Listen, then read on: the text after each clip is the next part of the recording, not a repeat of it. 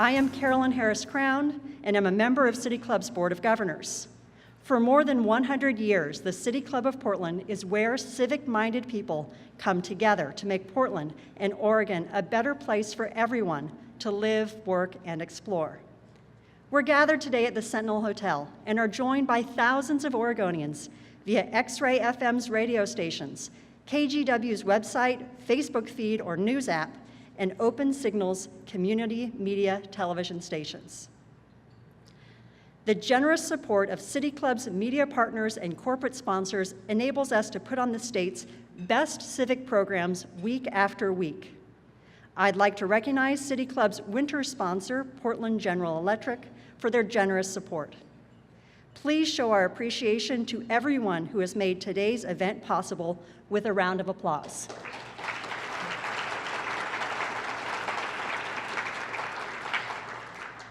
"2018 is already shaping up to be a fascinating election year.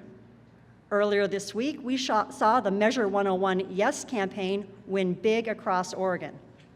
Nationally, a huge cohort of women are running for office for the first time, and we're seeing surprising results in Virginia, Alabama, and other states.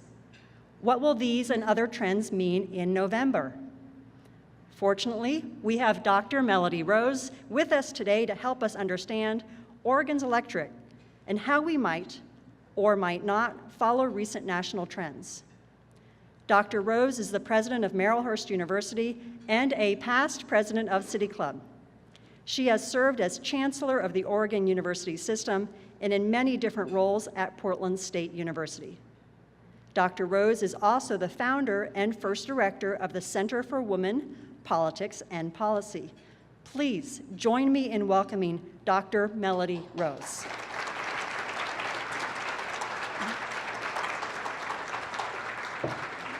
Good afternoon. It's just delightful to be back here at City Club, and I thank you all for turning out today.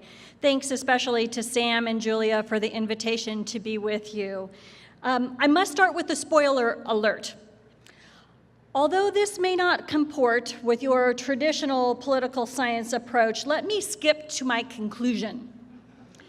The answer to the question, who will vote and why does it matter, is pretty easy. The answer is nobody knows, and because the fate of the Republic hangs on it. Let me generalize the state of our nation before providing a more thoughtful and less apocalyptic answer to the question that confronts us. Our nation has been on a slow walk towards more inclusive and equitable distribution of political power for over 200 years. The results have been at best slow and mixed. The progress is not unidirectional. We make gains, and sometimes we lose them. But there is progress, and that progress has accelerated in recent years. Against various indices of progress and change, we must also acknowledge today, as we sit here, that our democracy is under tremendous strain. Some, like me and other scholars of our political system, would say that the foundations of our democracy are facing serious constitutional danger. Recent work by Letitsky and Ziblatt, published under the dire title, How Democracies Die, points us to the 4 universal threats to any modern democracy: weak commitment to democratic rules, denial of the legitimacy of opponents, toleration of violence, willingness to curb the media, and civil liberties. Now, this is not a speech about the current administration. We'd need another hour or so for that. But I leave it to your imagination and sensibilities to assess for yourself the current level of threat to this democracy. Whether we're at DEFCON 3 or approaching DEFCON 5, I leave this to your well-informed thoughts. But we can at least agree to the premise that our democracy and our political institutions are being truly tested. So here we are, forward and accelerating momentum towards inclusion, coupled with real and present threats to the foundations of our democratic system, lead me to conclude that the stakes for the coming election could not be higher. True democracy always hangs on engagement, and turnout being one of the easiest measures of that engagement, we will embark today on an exploration of turnout trends and what they portend for our collective future. We have a habit in the American imagination to believe that the current moment is unique. Our tendencies toward American exceptionalism lead us often to believe that the current challenges and opportunities are just that, exceptional. Everything is new under the sun. My job as a scholar, however, is often to debunk that notion and to remind us that rarely can our political class produce a wholly new situation.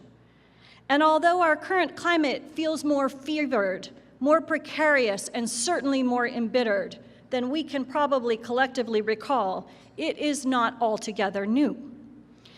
In fact, the American political parties have, since their inception, had the tendency to remake themselves every 40 years, whether they need to or not, reflecting what Thomas Jefferson referred to America's thirst for generational revolution. Perhaps as a byproduct of our two-party system, which just cannot effectively contain the diversity of thought and experience that such a heterogeneous society presents, our parties consistently struggle with how to adequately represent a majority of the population and win elections. As a result, when once a generation the nation is confronted with such profound issues as we are today, typically both political parties lurch to find a solution. They cause disruption within their complex web of constituencies, and in so doing, upset those constituencies profoundly. Alignments that had once held a political party together through a coherent set of values, norms, and policies simply no longer make sense. This is what we in political science call realignment. Take the Great Depression as the most widely accepted example. With 25% of the nation's workers unemployed by the mid-1930s, earlier partisan loyalties were shaken deeply. FDR eventually cobbled together a new Democratic Party coalition that comprised very unlikely compatriots. Urban Irish Catholics, like my family, Southern and Northeastern African Americans suffering under Jim Crow, poor rural whites, government employees, and some of the nation's largest industries all came together under one party umbrella, ushering in a series of tidal wave elections and bringing that party to sustained dominance. Cobbling together an unlikely set of policies and followers, FDR and his new regime, as you all likely remember, ended up sweeping every branch of government, constructing a favorable judiciary, and dominating elected offices at every level for the greater part of the 20th century. Not until Nixon's Southern strategy to peel lower-income rural whites away, and later Ronald Reagan's alliance with the Christian right, did FDR's New Deal coalition truly crumble. That brings us almost to the present.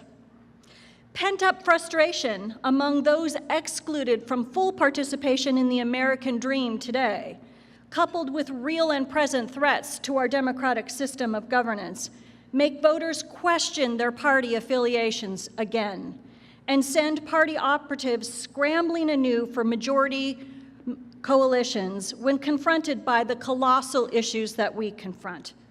Given the gravity of our situation and the apparent inability of either major party to definitively lead the country through to permanent, lasting solutions, the country is ripe again for a realigning tidal wave, forcing both political parties to confront these gigantic issues in search of new and creative solutions that will certainly shake loose their tenuous hold on their constituencies.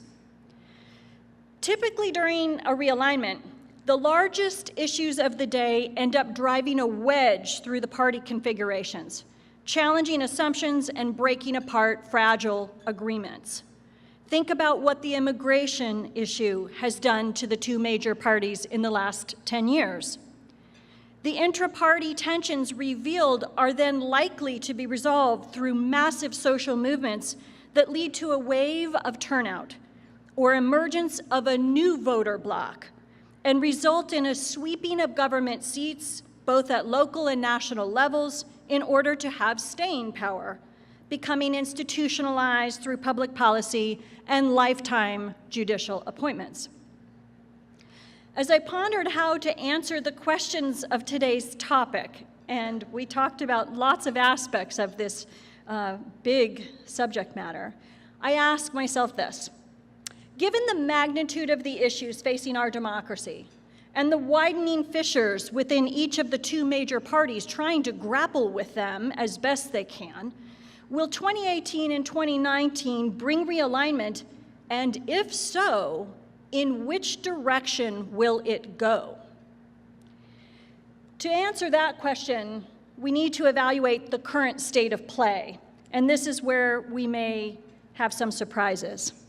Sometimes in Oregon, we need a reminder. The Oregon experience is rare. The Oregon experience notwithstanding, Republicans actually dominate elected office today at virtually every level. And their dominance is much deeper than we often realize from our perch here in the Pacific Northwest. We must admit that Donald Trump won a respectable electoral college result, even while losing the popular vote by nearly 3 million votes cast. Republicans control the U.S. House of Representatives by a comfortable margin, and the United States Senate by a razor-thin one. Perhaps most important is the often forgotten dominance of Republicans in the states. Today, 33 sitting governors are Republicans. They made massive gains during the Obama years in state legislatures, picking up over 900 seats nationally and maintaining the highest level of Republican legislative control since 1920. Today, Republicans control both legislative chambers in 32 states, Democrats only 13. Republicans also enjoy unified government, control of the state legislature and the governor's office in 25 states. Democrats can only claim 7, ours being 1. It's worth pointing out that it's these individuals across the states who will have responsibility to redraw district lines following the 2020 census, possibly cementing control for a decade. And while the current administration has been slow to populate various federal departments, the president has wasted no time in filling judicial vacancies in order to solidify and institutionalize his policies. So, as we begin to dissect the current playing field, against the backdrop of recent headlines extolling the 2017 blue wave, let's remember that that wave is surging up a pretty steep hill outside of our state. In order for Republican dominance at the state and federal levels to hold in 2018, or even to expand, old voting patterns and turnout rates would need to be maintained. Republicans are, in fact, running against the tides of demography. Whites are a shrinking proportion of the population, while communities of color who trend Democratic are growing in their ranks. And, as we all know, this is not a popular president. On Inauguration Day, Trump held record low approval ratings for new presidents, and those ratings have fallen across the board ever since, even among his most ardent supporters. Today, they are among the lowest in American history, typically hovering in the mid-30s. Donald Trump, in fact, is the least popular president since Harry Truman, which is when we started measuring. And we should note, it is highly atypical to see this level of unpopularity at a time in which the economy is robust and growing. Going into a midterm election, of course, we know that the general rule is that turnout and voter awareness will both typically be low. And we saw an example of low turnout here in Oregon in our own special election Tuesday. And the president's party faces near certain losses in Congress. Since 1934, the sitting president's party has lost on average 23 House seats at the midterm election. And Gallup reports that a president with approval ratings below 50% is more likely to lose upwards of 36 seats, which puts control of the House Republican majority in jeopardy. With 33 Republican House members having already declared their departure this year, creating open seats in many districts that Hillary Clinton actually carried in 2016, and only 15 House Democrats having announced their departure, prospects for Democratic advances are clearly strong, though gaining control is far from assured. To Trump's advantage is the improving economy, the fact that Americans usually vote their pocketbooks, and the reality that the Republican-controlled Congress is delivering, of late, on traditional Republican values of deregulation and tax cuts. In the Senate, Republicans have a razor-thin advantage, holding 51 seats to Democrats' 49, functionally. There, however, Democrats will be defending 25 seats in 2018, and Republicans defending only 8. We also know that the president is trying to hold together a deeply fractured coalition, the one created in the 1980s I referenced earlier, which marries a dwindling number of traditional Republicans, what we used to call those country club types, who believe in low taxes and very little regulation of corporations or individuals. In a shotgun fashion, this marriage is paired with a growing number of populist social conservatives and low-income rural whites without college degrees, and we'll come back to them later in our time together. This is, to say the least, an uneasy alliance, currently strained further by Trump's own Twitter commentary on social issues.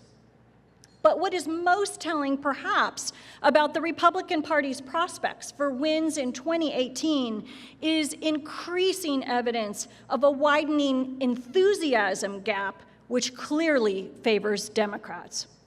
While political scientists routinely evaluate turnout gaps among demographic groups, the break between women and men, African American voters and whites, young and old, we should be paying much closer attention to enthusiasm gaps, or the level of knowledge and excitement that various voter groups express for their party's candidates. The subject of enthusiasm, of course, gained a lot more attention in 2016, in which many likely Clinton voters stayed home, expressing lackluster reaction to the candidate, whereas the Trump base was more motivated by their candidate, and pockets of them, again, those rural whites with low educational attainment, turned out in unexpectedly high numbers. As we know, during the Obama campaigns, voter enthusiasm for the candidate increased turnout very impressively among some historically underrepresented demographics. Having lagged behind other demographics on account of oppression and various forms of suppression, African American turnout lagged behind whites for decades, even after their statutory enfranchisement. But the Obama candidacy changed that. In fact, in 2012, African Americans outperformed at the ballot box, which is to say that although they constituted 12% of the population, they represented 13% of voters that year. Much of this outperformance is due specifically to African American women, and we've seen further evidence of that in 2017, they are quickly outpacing their black male counterparts in voter engagement. The passion of people of color during the Obama years was not sustained, however, in the 2016 election, and in fact, it was somewhat eclipsed by the emergence of unexpected enthusiasm and higher than expected voter rates among those white or rural voters without college degrees, in particular men. According to the Center for American Progress, the African American vote actually dipped by nearly 1 percentage point between 2012 and 2016. Leading up to the 2016 election, however, pundits consistently overestimated their presence at the ballot box, basing their projections naturally on 2012 behavior, and what is more, pollsters gravely overlooked and miscalculated the turnout among whites without a college education.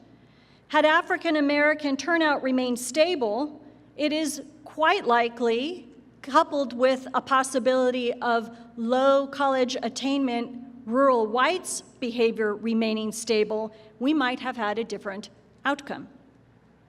These trends were even more pronounced in the Rust Belt states that were key to Trump's electoral college win. In Michigan, for example, where Latino turnout had been rising steadily and predictably, it actually dipped 13 percentage points between 2012 and 2016.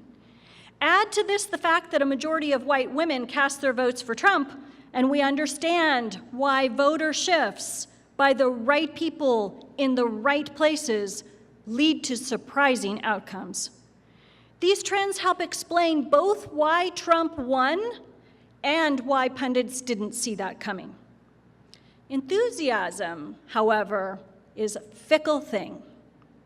The winds of enthusiasm are clearly blowing in a different direction today, 1 year into the Trump administration. Not only has activism spiked among Democratic populists, as we see, of course, in the Me Too online movement, Black Lives Matter, women's marches, and on, we see these forms of activism translating into voter turnout since the Trump inauguration. Some examples. In 2017, 34 state legislative seats shifted from Republican to Democratic hands. In that same period, Republicans flipped only 4. Now, this number doesn't match the Republican tidal wave during the Obama years, but it does signal a change of direction, and it's only been 1 year. Notably, Democrat Patty Schachtner won a Wisconsin state legislative seat, as we all read recently, that had been dominated for years by Republicans, and she won by 9 points. That was in a district that Trump had won 1 year prior by 17. That's an enormous shift in a single year's time. At the federal level, the nation held its breath last year during the Alabama Senate race, as we watched challenger Doug Jones best Roy Moore for a U.S. Senate seat in Alabama, riding a surge of African American turnout, and in particular, again, African American women. Now, admittedly, that margin of victory was slim, but it does not go without notice that Jones is the first Democrat to earn an Alabama Senate seat in that state in nearly 3 decades. To summarize, the Daily Cause reports tracking all special elections since November of 2016. In the aggregate, they report that Democrats have gained, on average, 14 points against their 2016 margins in special elections.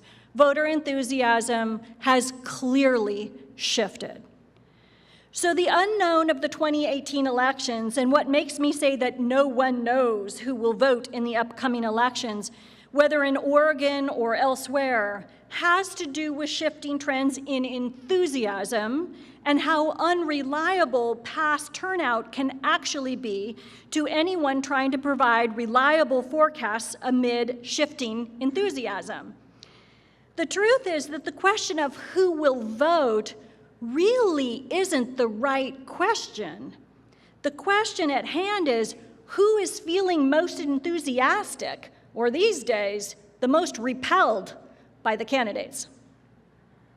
The above shifts certainly portend a motivated Democratic base, repelled by the Trump administration and motivated to march if given the right candidates. In our candidate-centric, reality TV, media-driven elections age, candidate charisma and appeal matter today more than ever.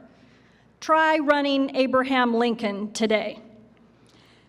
Today, it matters because appeal and charisma drive turnout through inspiration or provocation. The candidate who does not inspire or repel is likely to produce tepid turnout results, as we saw in 2016.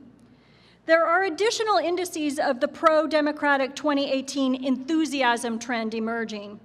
Pew, for example, reported recently that 69% of registered Democrats report they look forward to the 2018 election, while only 58% of Republicans feel the same way. If you look at the populist wings of the parties, the enthusiasm gap yawns wider still. 80% of self-reported liberals are excited for the election this year, while only 61% of conservatives share that enthusiasm. Compounding this enthusiasm problem for Republicans is that Trump's most reliable voter group is the rural white voter without college degree, of which he won 2/3 in 2016. Even that group's approval of Trump has fallen below 50%.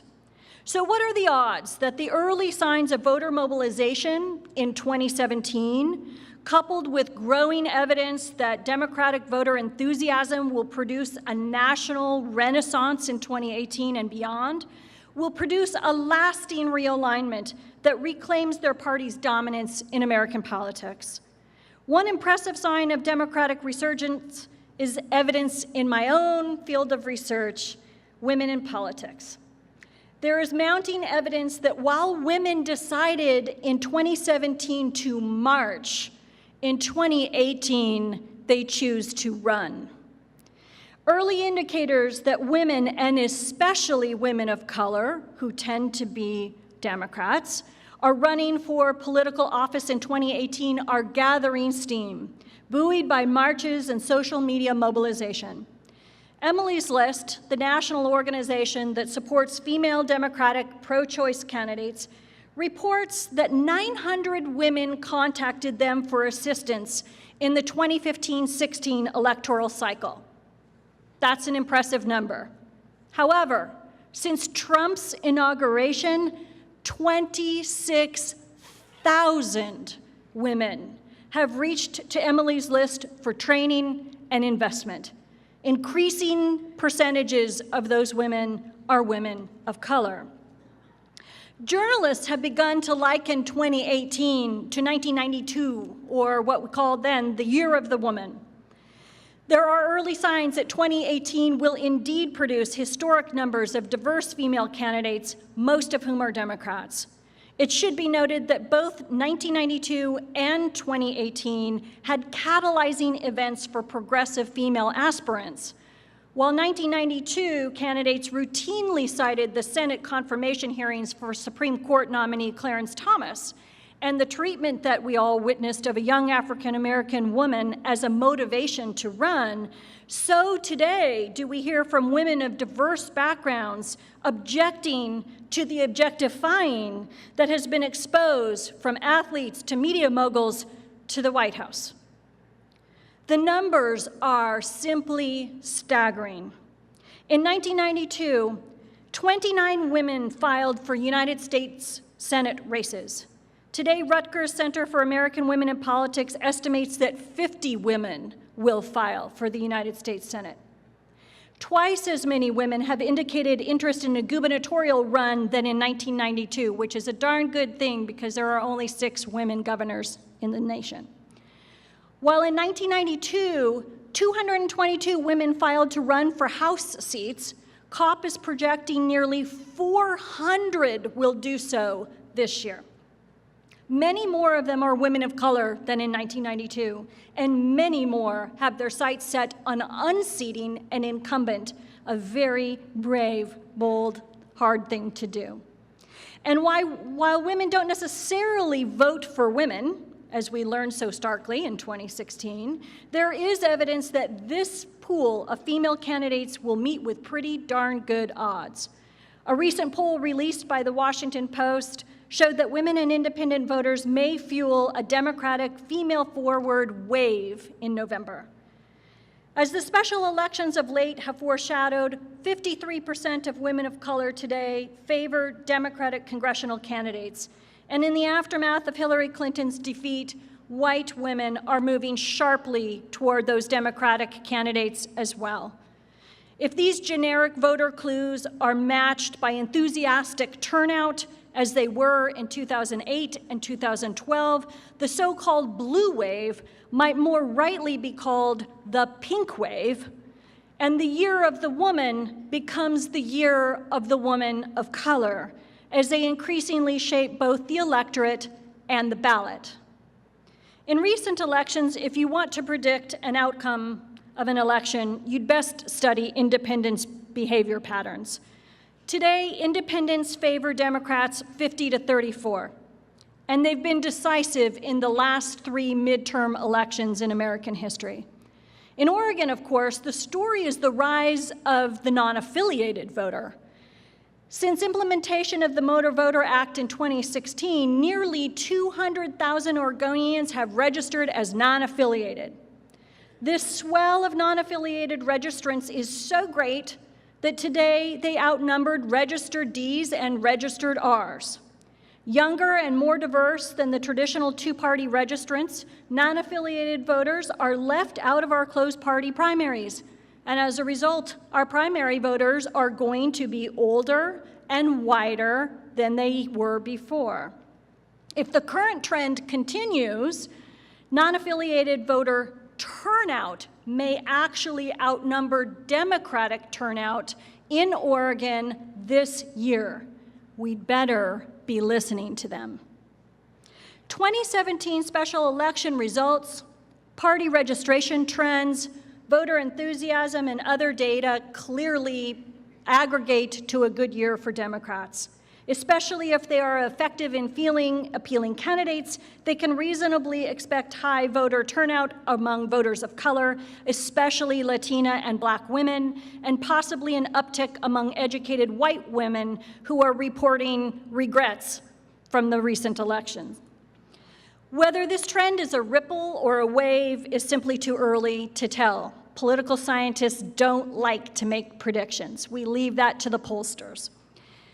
Much hangs on the 2020 presidential election, of course, which could either serve as a capstone to a 2018 Democratic surge or a continued seesaw effect between two parties, each struggling for internal party coherence and an effort to build a dominant, lasting coalition out of disparate parts. I would be remiss, however, if I didn't note that there is one piece of the potential Democratic realignment coalition that leaves me uneasy. While no coalition is ever seamless within a two-party structure, one segment of the old New Deal coalition has been overlooked in recent years and deserves more attention in terms of policy and analysis. Poor rural voters who are disproportionately white and have little formal education. As this is of some interest to our state in particular, I'd ask you to indulge me for a few last moments. The Democratic coalition base, as we see it coalescing today, diverse, urban, increasingly female, is offering little to those left behind in rural America. Given that the most enthusiastic voters within the Democratic Party stand firmly on the side of inclusion and ensuring our elected ranks reflect the increasing diversity of America, as well as a commitment to environmental protections and personal freedoms, I would humbly offer an insight, though in truth, no campaign manager has asked me this.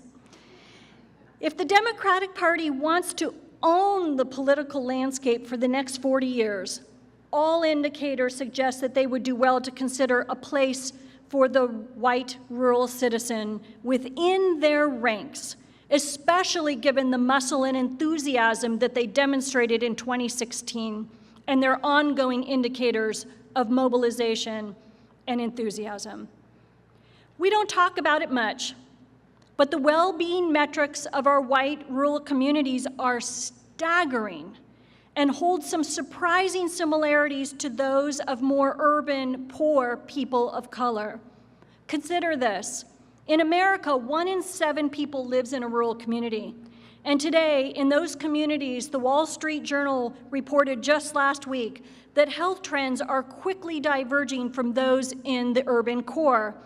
The population is aging, and maternal mortality, disability rates, suicide rates, teen pregnancy and divorce rates are all rising. Rural poverty is quickly outpacing urban poverty across America due to limited access to higher education and dissolving job opportunities. These are the reasons that rural voters turned to Trump in 2016.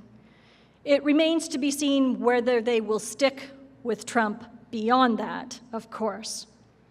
The New Deal coalition, which was forged awkwardly and imperfectly by President Roosevelt nearly a century ago, broke down the urban-rural divide and raised the standard of living for both urban and rural poor across demographics. Not perfectly, to be sure. But if the modern Democratic Party in America wants to learn from the 2016 outcome and to forge a national resurgence with lasting dominance, it would do well to consider how to fold rural poverty into its mindset. In Oregon, we see the trends I've outlined here in a number of ways. Our state is currently an outlier on the national map, with only 1 statewide elected Republican and 1 Republican member, of course, of our congressional delegation. The Democratic Party here in Oregon enjoys a strong majority in both chambers of the legislature and works with the Democratic governor. In a blue year, a blue state gets bluer and pinker. We see an impressive cadre of Democratic women of color advancing in our state. Teresa Alonso, Janelle Bynum, Marylhurst University alumna Tana Sanchez, and many others. The advances of Democrats and women of all backgrounds in Oregon will continue to be concentrated in our urban areas.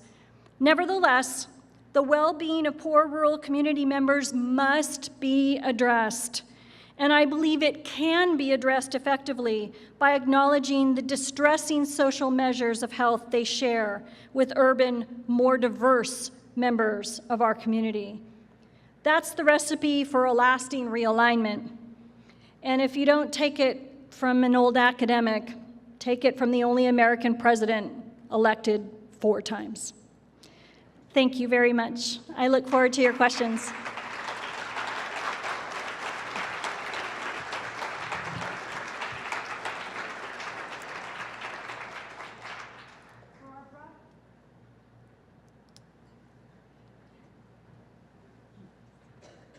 For our broadcast audience, this is City Club of Portland's Friday Forum. Today, we're talking about the future of Oregon's unpredictable voters with Dr. Melody Rose. Let's now go to the audience for some questions. If you've written a question on an index card, hold it high for staff to collect.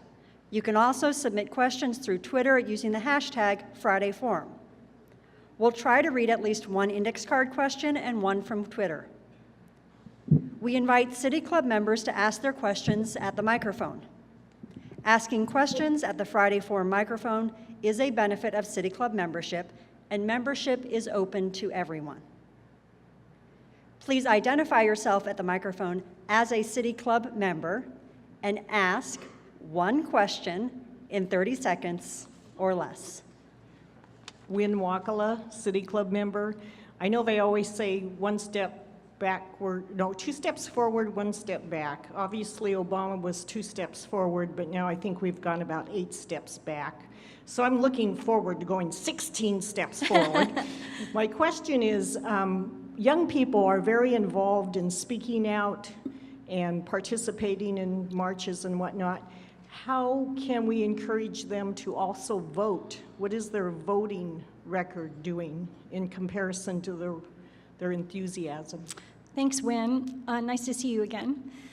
The question of youth voter, of course, is very near and dear to my heart. I have several of them in my own home, and that's exciting to see your own kids register and participate in the vote.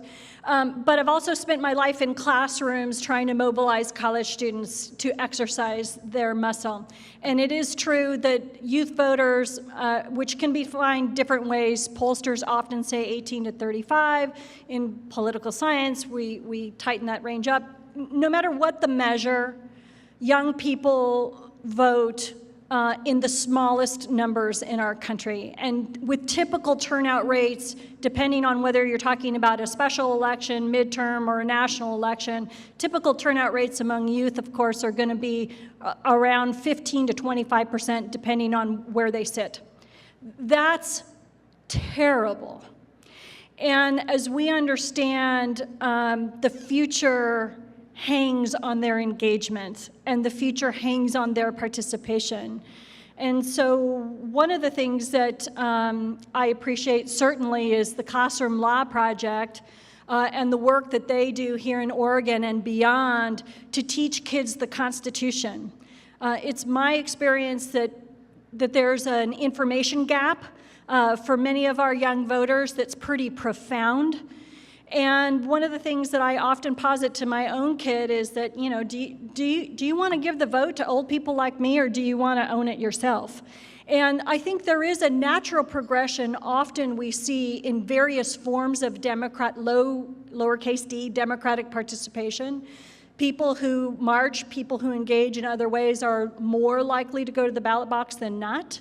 So I think that's a gateway form of participation and one that we ought to continue to encourage. But I share your dismay, and I hope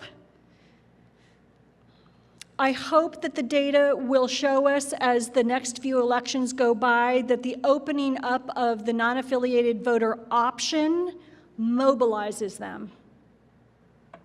I'll remain cautiously optimistic about that. Hi, Steve Holgate. On bad days, I fear that I'm seeing an atomizing society, political campaigns that are increasingly driven by personality, and a tendency of both major parties to concentrate more on turning out people already registered for that party rather than trying to persuade others to come their way. That I wonder, is it becoming almost impossible to set out a consensus on what this country is supposed to be about and how we can bring ourselves together under a broader vision? I think consensus is a very difficult thing to find in such a heterogeneous society as ours. And I think it's especially difficult to wrangle in a two-party system. So in a two-party system, when you're trying to speak to 50% plus one in order to win an election, you either have to forge a disparate coalition or you have to water down your message. And neither one of those is all that satisfying in a democracy. Let me provide a commentary that's a little bit more international in its content. We have a registration problem in this country. So, you know, I reported a whole slew of turnout rates in my prepared remarks for you, and we tend to measure turnout as a percentage of those registered. If we were to actually produce data that are a percentage of those eligible to vote, those numbers I would give you would plummet even further. So one of the things that I have always felt very strongly about is the reconsideration of how we register voters in this country. It is highly unusual in a fully formed, advanced democracy that the responsibility for registration falls to the individual. That is almost uniquely American. In most advanced democracies, the responsibility for registration falls to the state. So it becomes an automatic thing when you interact with the state in other ways. Those states, those nations have much higher turnout because people are engaged much, much early on. So if we want to think about the output, we need to think a few layers upstream around how are we engaging people in our democracy from the beginning, and I would have a strong recommendation around changing our registration laws, which we have done here with motor voter and other things, but I think there's a long way to go on that score. One question from an index card in the room. Dr. Rose, do you feel that enthusiasm trends will have a positive effect on the national popular vote movement? I don't know that enthusiasm trends are going to focus on such an amorphous issue. Most enthusiasm or repellent thinking among voters is driven by personality and candidates, not by larger, broader sort of changes to our political infrastructure. So I would have to say I'd find that surprising, and much more likely that enthusiasm trends and aversion trends, I guess we'll call them, will be very much focused on who's on the ballot, especially in this next year. Jim Zarin, City Club member. Melody, I want to ask your opinion about a judgment that I've made based on a lot of conversations I've had with people who are involved in affordable housing, transportation, those metropolitan issues that we're all kind of starting to think about. My observation has been that the millennials, people in their 30s, that are particularly involved in community-based groups, seem to have to me, a really unusual, and I think different approach to politics and voting, et cetera. They seem to be almost totally disinterested in electing people to office. They seem to be very interested in surrounding City Hall by the hundreds and growing their membership and getting involved in ballot measures. And I want to know if it's just me or I have a bad sample, or if that sounds, in other words, they seem to be interested in voting, but not for candidates. Yeah. Thank you, Jim. Nice to see you again. The youth turnout problem is so layered, and one of the issues that you point to, I think, has a lot of evidence around. There are many ways to be engaged in a democracy, and voting is but one of those. And it's, as I said at the outset of my comments, it's the easiest one for us to measure, so political scientists are drawn to it for that reason, more objective and more data-based. But there is quite a lot of evidence that younger people generally channel their engagement through other mechanisms. So I think that you're right about that. I also know, as I mentioned in a previous comment, that can be a gateway to a more traditional form of engagement. And the thing that we know about young voters is that they don't stay young voters. So unlike other voting categories that we use nationally to look at behavior and gaps and so forth, this is the one category that no one stays in. And so we clearly see that behavior change with age, with education, with rising income levels. So those are the drivers that will have an effect on those millennials in the next decade. John Horvick, City Club member. You've laid out the case for the possibility of a wave election, but wave elections are rare, and I'm curious if you could speak at all about the possibilities of stability. And a couple ways that I think about it are, in the 2016 election, there's been a lot of focus on who switched their votes, but roughly 90% of Romney voters voted for Trump, and roughly 90% of Obama supporters voted for Hillary Clinton. That and the fact that partisanship is driving vote choice more than we've seen in the past. In the last election, every state that had a Senate race, if President Trump won that race, the Republican candidate won, and if Hillary Clinton won the state, the Democratic won.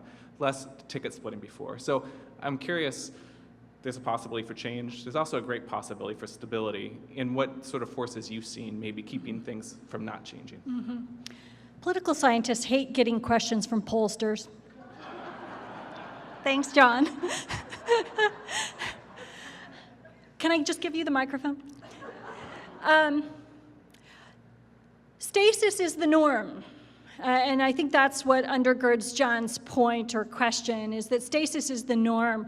And most voting behavior is primarily driven by partisanship and ideology. We talk about the other variables. We talk about divides by race, divides by gender, divides by age and class. But the strongest predictors are always ideology and partisanship.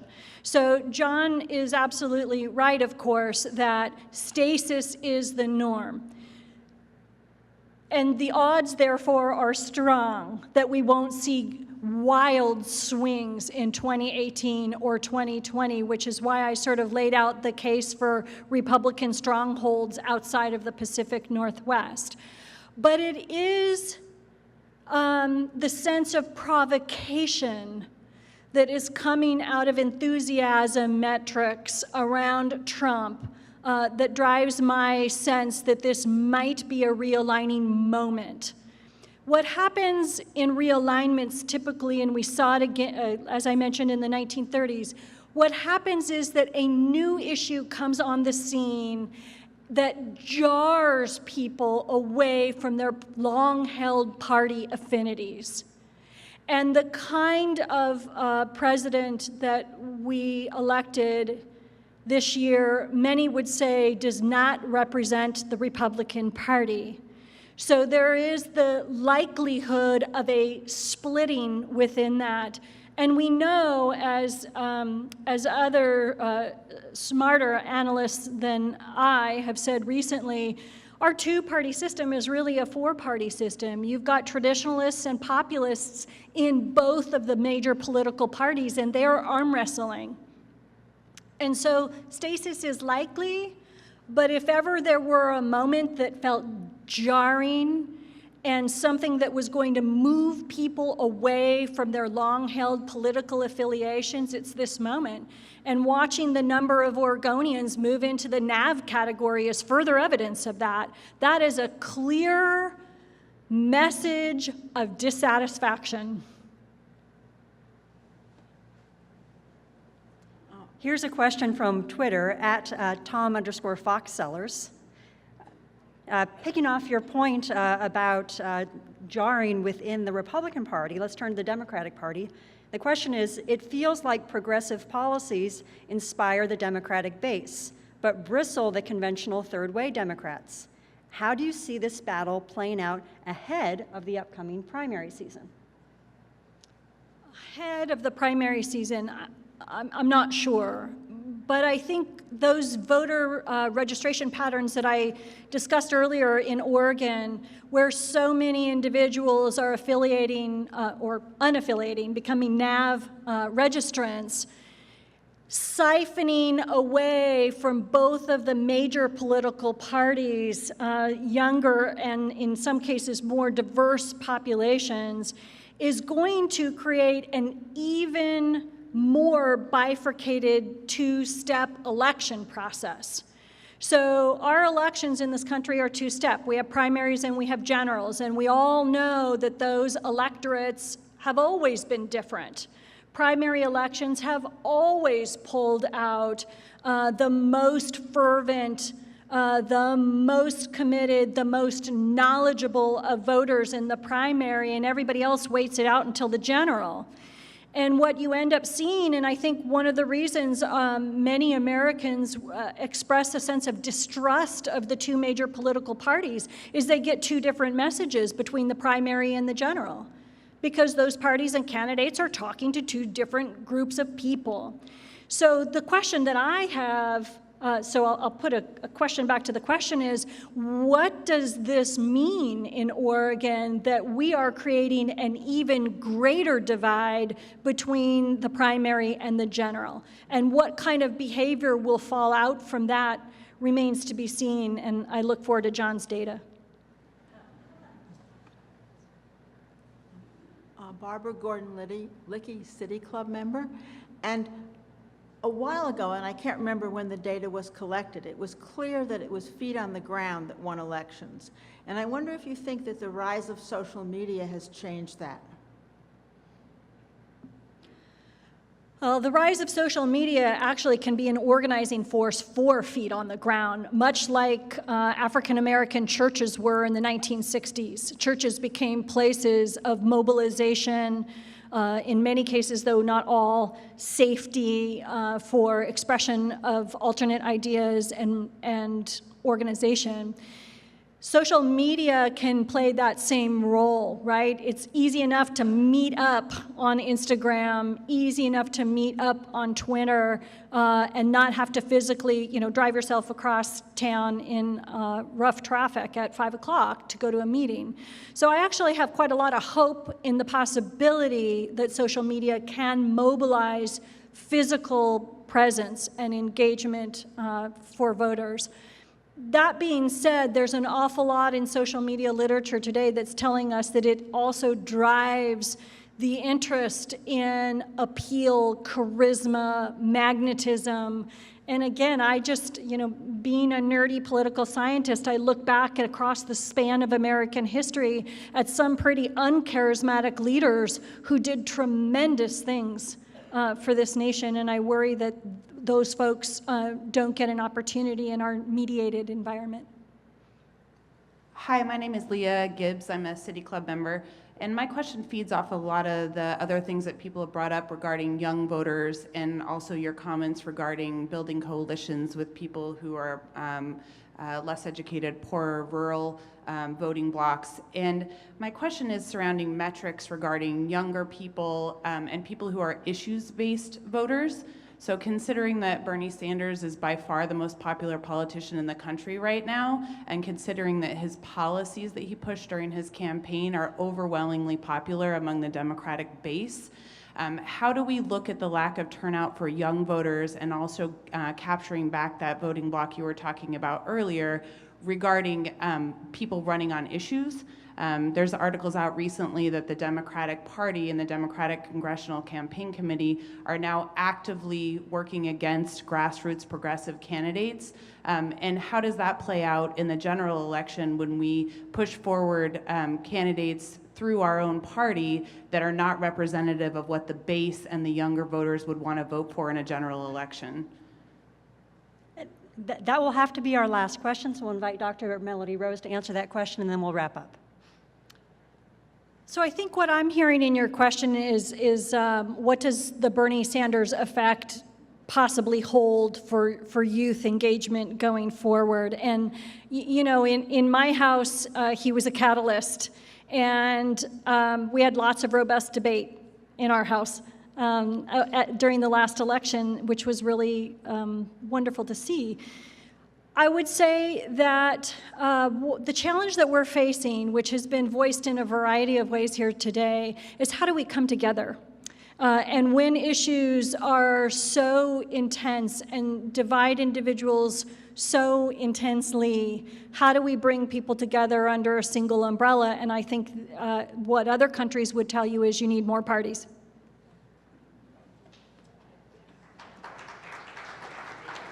We're out of broadcast time and we'll have to stop for the day. If this program has inspired you to join or contribute to City Club, you can do so at the registration table as you leave the room. This is Carolyn Harris-Crown from City Club's Board of Governors. Thank you to Dr. Rose for joining us. Special thanks to Sam Metz and the Friday Forum Committee for their hard work. This program is adjourned.